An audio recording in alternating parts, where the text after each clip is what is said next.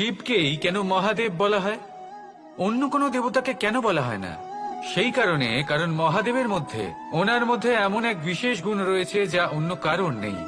তা হলো নিঃস্বার্থ হয়ে মানুষের সেবা করা।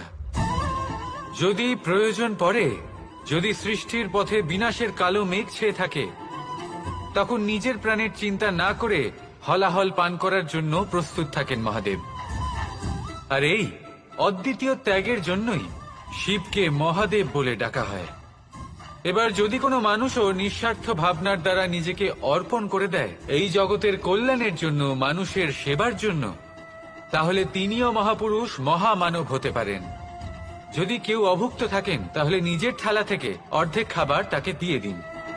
যদি কেউ অসুস্থ হন তাহলে তাকে সেবা করার, চিকিৎসা করার চেষ্টা করুন। এই জীবন শুধু নিজের জন্য নয়, অন্যদের প্রতি, সমস্ত সংসারের প্রতি উৎসর্গ করুন।